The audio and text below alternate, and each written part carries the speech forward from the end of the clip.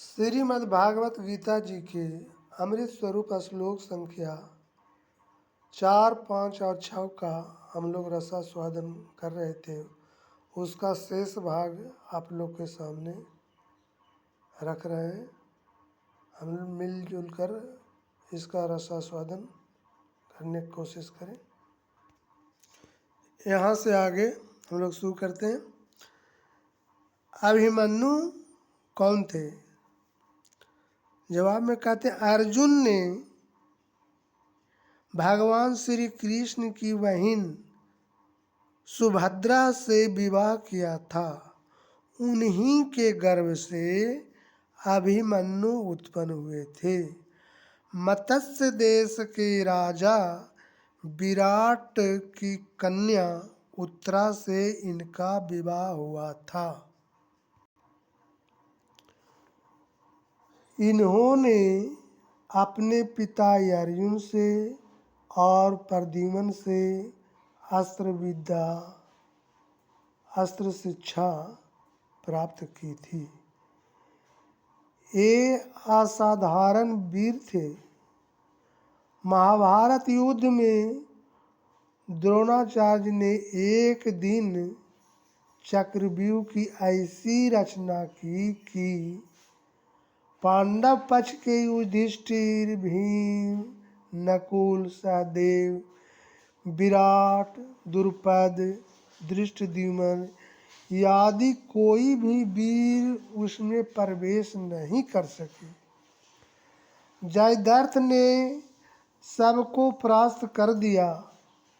अर्जुन दूसरी ओर युद्ध में लगे थे। उस दिन वीर युवक अभिमन्यु अकेले ही उस व्यूह को भेद कर उसमें घुस गए और असंख्य वीरों का संहार करके अपने असाधारण शौर्य का परिचय दिया।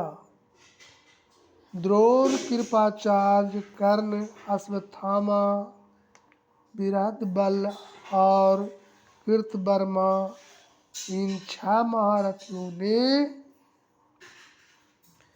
मिलकर अन्यायपूर्वक इन्हें घेर लिया।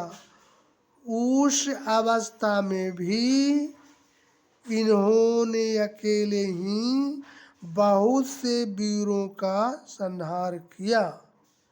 अंत में दुशासन के लड़के ने इनके सिर पर गदा का बड़े जोर से प्रहार किया, जिससे इनकी मृत्यु हो गई। राजा परीक्षित इन्हीं के पुत्र थे। फिर सवाल करते हैं, द्रौपदी के 5 पुत्र कौन कौन थे? जवाब है, प्रतिबिंदी, सुत सौम, सुतकर्मा, शतानिक और सुत सेन। ये 5 कर्मशः युधिष्ठिर, भीमसेन, अर्जुन, नकुल और सहदेव के औरस और द्रौपदी के गर्भ से उत्पन्न हुए थे। इनको रात्रि के समय अश्वत्थामा ने मार डाला था। प्रश्न, सर्वे एव महारथा, इस कथन का क्या भाव है? उत्तर में कहते हैं, शास्त्र और शस्त्र विद्या में अत्यंत निपुण उस असाधारण वीर को महारथी कहते हैं, जो अकेला ही 10,000 धनुर्धारी योद्धाओं का युद्ध में संचालन करता हो। 11,000 योधयेत्यस्तु धनवीना शस्त्र शास्त्र परवीनश्च महारथ इति स्मृत। दुर्योधन ने यहाँ जिन योद्धाओं के नाम लिए हैं ये सभी महारथी हैं। इसी भाव से ऐसा कहा गया है। प्रायः इन सभी वीरों के पराक्रम का पृथक पृथक रूप से विस्तृत वर्णन पाया जाता है। वहाँ भी इन्हें अतिरथी और महारथी बतलाया गया है। इसके अतिरिक्त पांडव सेना